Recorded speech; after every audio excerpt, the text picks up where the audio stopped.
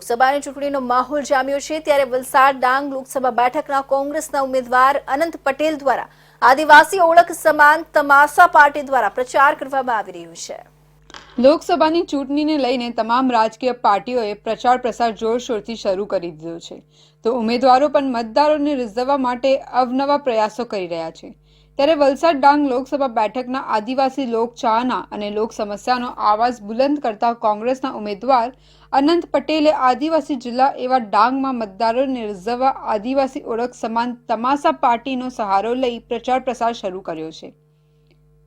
ડાંગ જિલ્લાના પ્રવેશ દ્વાર વઘઈ ખાતે રાત્રિ દરમિયાન યોજાયેલી એક જાહેર સભામાં કોંગ્રેસના ઉમેદવાર અનંત પટેલનું ભવ્ય સ્વાગત કરવામાં આવ્યું હતું, જે બાદ તમાસા પાર્ટી યોજવામાં આવી હતી। તમાસા પાર્ટી એ ડાંગની બોલીમાં યોજાતું એક રીતનું નાટક છે, જેમાં લોકોને દરેક વિષય ઉપર સમજણ માટે એકત્રીકરણ માટેનો ઉપાય છે।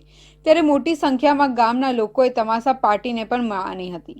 इंडिया गठबंधन भारतीय राष्ट्रीय कांग्रेस समिति द्वारा वलसाड डांग लोकसभा 26 બેઠક પર મને ઉમેદવારી કરવાનો મોકો મળ્યો છે। મારું નામ જાહેર કર્યું છે ત્યારે ઘણા દિવસથી લગભગ 10 દિવસથી અમે પ્રચાર પ્રસારમાં લોકોને મળવા માટે અને સ્વાગત અને મુલાકાત માટે અમે નીકળ્યા હતા। આજે ડાંગ જિલ્લાના આહવા તાલુકામાં અમારો પ્રવાસ કાર્યક્રમ હતો।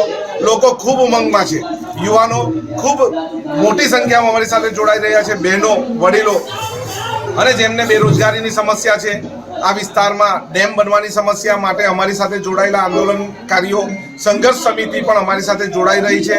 સાંજના તમાસાનો કાર્યક્રમ વઘઈના ડોડીપાડામાં રાખ્યો તો તેમાં પણ હાજરી આપી। ચૂંટણી પ્રચારના સમયે ઉમેદવારો અને રાજકીય પાર્ટી દ્વારા અનેક પ્રકારના માધ્યમોનો ઉપયોગ કરી લોકોને આકર્ષિત કરવા, ભીડ ભેગી કરવા ઉપયોગ થતો હોય છે। લોકો પણ મનોરંજન કરવાના ઉદ્દેશ સાથે રાજકીય પાર્ટીના નેતાઓનું શું કહે છે એ જાણવા માટે આવતા હોય છે।